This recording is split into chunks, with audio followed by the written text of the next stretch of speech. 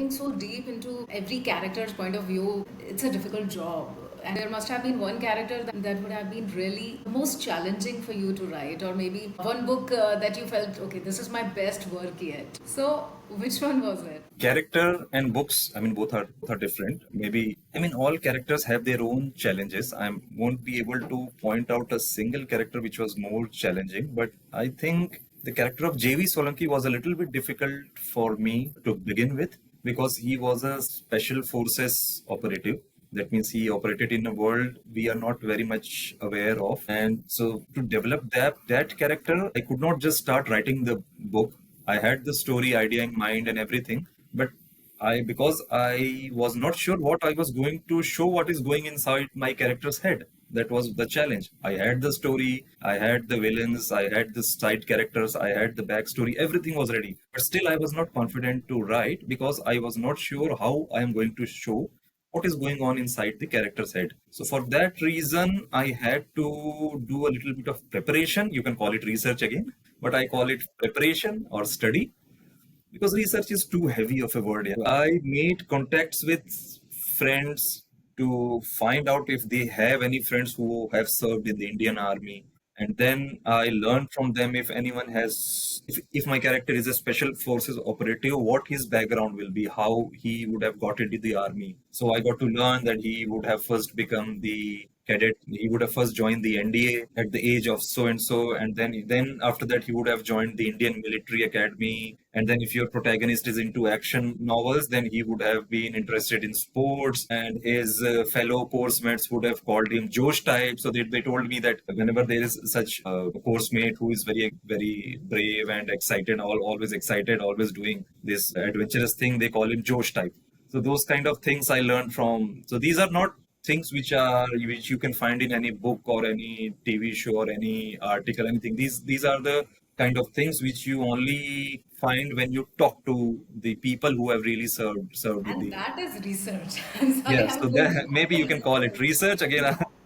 Yeah, So that's getting on the ground, talking to people. That's primary yeah, research. right. I listened to podcasts of many special forces operative. So I got to learn a lot of things from there also, that what kind of trainings they get or what is going there inside their mind. So maybe sometimes to sensationalize things to increase the views on the podcast, I say something which is not true, but you have to read under the lines, and that's where the reader in you comes handy, that you got to understand what is going on inside their mind. So that kind of preparation took a lot of time for me to develop the character of JV Solanki as opposed to Rashmi Purohit or any other characters which I write. So I will say JV Solanki was a little bit more challenging. And coming to books, I mean, all books have their own challenge. But my recently, if I say what my best work was, I think my latest release, The Goa Revelation. I spent a lot of time in learning about the history and geography and culture of Goa,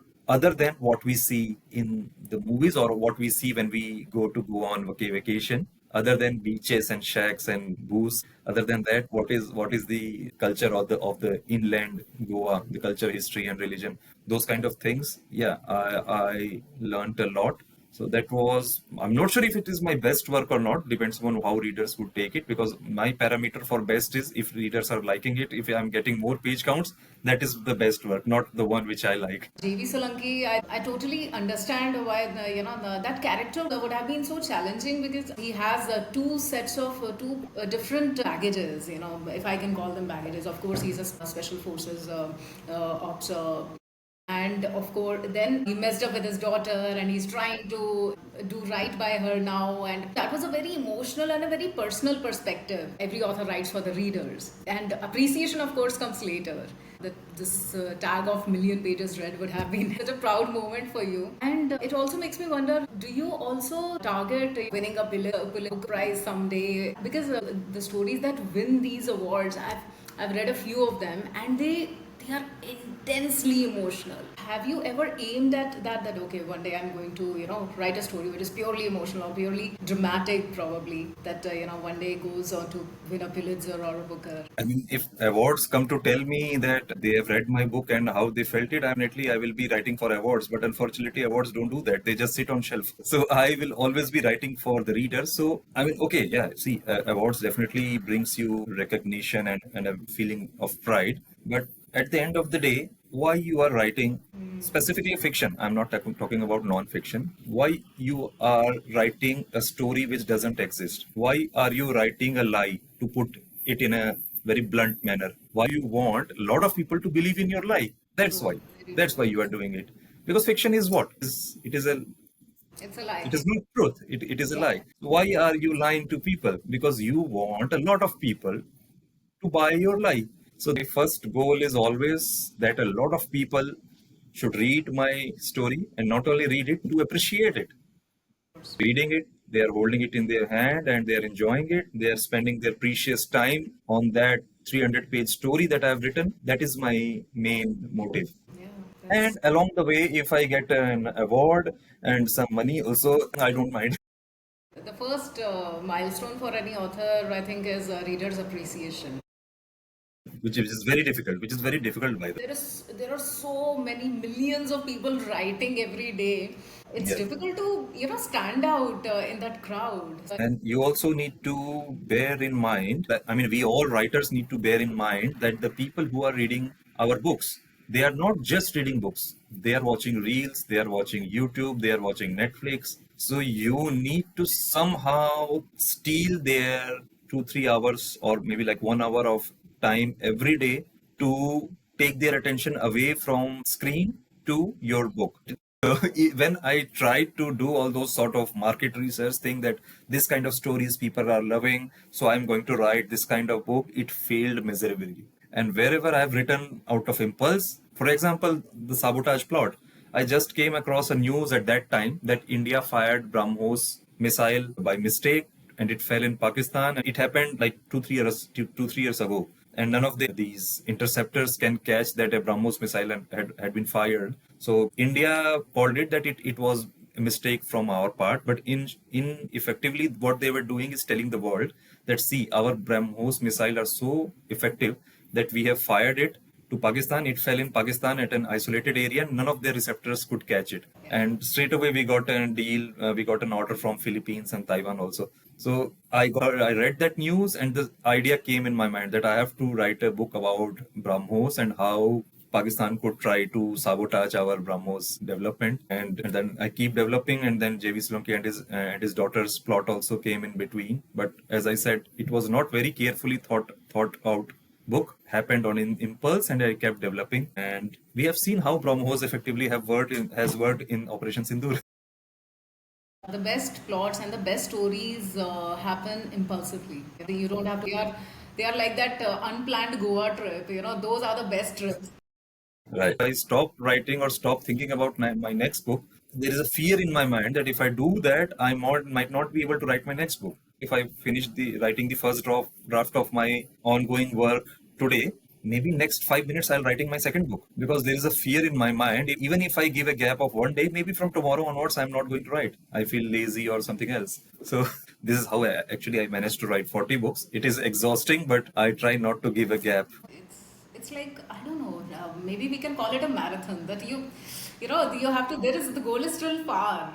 There is so much to do before you. Yes, You yes. just have to just keep putting in efforts And every there day. are so many stories in my head. Like there is always 10, 12 stories in my head. And I am judging whether which one to prioritize first. That I can't give a break to myself because my mind will always be saying, there are 10 more books to write. Why are you giving yourself a break of even 5 minutes? Just start writing the next one. Yeah. Let it be a very bad chapter. You can edit it later. You can always edit an awful writing, but you cannot edit a blank page. Having written 40 books, do you still get your manuscripts beta read, and do you hire a proofreader, editor? How do you go about that process once you finish the first draft? Yeah, I would like to thank myself for beta reading my books, and I would like to thank myself for editing my books. No, Okay. And I mean, entire book, I think only the initial few, like five, 8 books, I got beta read and edited. But after the 10 books, I got sufficient confidence in myself that now, I mean, the output which I was getting from my beta readers and editors, I understood that now I have got to a certain situation that I don't need to get the entire work proofread or edited. Even now, I get certain sections proofread by someone or beta read by someone, specifically if it had specific portions which requires some subject matter expert. For example, in a certain area of Bengaluru where I have not been to, so I'll send that portion to my friend who resides there, and I'll ask him to just see if nothing is wrong or out of place in that chapter. Then he might come back and say, "You said that protagonist has parked his car here, but there is no place to park the car in this area." Purely from grammatical or something like that, if that perspective you are asking, I don't do that anymore. I've heard from a lot of people on the way that never give your book to a friend or family Yeah. for beta reading and for proofreading the first draft. And I used to wonder that I've given my first draft only to friends. We don't have any other choice as well. And who's going to don't read these anyway? So by don't give your books to be beta read by your friends, the extension of this theorem is don't expect your friends to read your published books as well. Friends and family are not our target audience, to be honest. I mean, our target readers are the readers who read extensively in that genre. So even if my friends are avid readers, they love books, but they love romance, I don't expect them to read my books because I don't write romance. And I should not feel sad about it or is disappointed by it. Because going forward, if I want to be a professional author and an author whose books are read by a lot of people, a million people, then I should be expecting my books to be read by people who love that genre. What made you go for self-publishing or Amazon Kindle in the first place? So my goal was to write a lot of books. Initially, very in the very initial period, my goal was to write a lot of books. People will read it or not, that was secondary. That was a tough decision, dil pe patthar rakh ke wala decision. At that time, my idea was that I have to create an at least 5 book series. That was my idea. And I thought if I were to get my 5 books published by a traditional publisher, even if I get a deal today, it will take like 6 to 7 years. Right. Even if they are publishing one book of mine in 1 year, it will take at least 5 years. So either I convince myself that no, in next 5 years, I will be only seeing my 2 books published. If I'm happy with that, then okay, I'll search for a traditional publisher. But I wanted to see in next 5 years 20 books. That's what. So I decided that I will self-publish. But again, self-publishing paperback was a lot more challenging. It was very challenging because you are not just dependent on yourself. You need a person, a professional who can format your book, a professional who can print your book, a professional who will be distributing your book, professionals who will be retailing your books. All those people are not going to give a damn about you because you are just one person. You are not an organization. Even if you are an organization, you are not a multi-million organization. So they are not giving a damn about you. Right. Even if you have written the best book in the world. No. For them, it is a piece of paper. It is a product. It doesn't have a brand. Doesn't have a brand. In my hand is my laptop, Microsoft Word, and the website of Amazon. So I can upload my manuscript and publish the book. There will be some readers when maybe first book nobody will read, second, third, fourth, maybe by 10th book, Amazon will be bound to show my books because I have 10 products with them. They will be bound to show that this guy has 10 products. Please have a look at it. It started working after a while. When Amazon loves product, they don't care if it is a literary fiction or it is a cheap uh, erotica thriller, whatever. For them, it is a product. Yeah, So and the sales are related to that product. So yeah, it's yes, the more product you have, the more they are gonna push you in their algorithm. So I thought let's start with 2 books, 3 books. So I wrote 3 books back to back without publishing them. I edited them, got it edited from professional editors, made them a complete manuscript, finished product with all cover, blurb, everything. and then it started working. And my goal was 20 books in next 5 years, but I have 40. That's a great strategy actually. Of course, Amazon's algorithm, once people start picking your book, then Amazon is going to do the rest of the work of Yeah, selling. yeah, yeah. They will show your, and that's why it is very important to have a backlist, which I mean, in hindsight, I understood that I did a right thing by writing the series, because once they read a book in a series, they will show all the books in that series, because Amazon have this option of adding all those books to a series. So Right. so those kind of things you might not get in a physical bookstore. I mean, here, because it is a part of an algorithm, not a human, it will only pick the item which it feels that is a part of the same hyperlink. You have to understand the limitation that your book will be available only for one third audience or even less. So for books, we have three formats. Previously, we used to have paperback. In paperback, we have paperback and hardcover both, and ebooks. Now we have audiobooks as well. So a book which is published by a reputed traditional publisher, you will have your book in all three formats: paperback, ebook, and audiobook.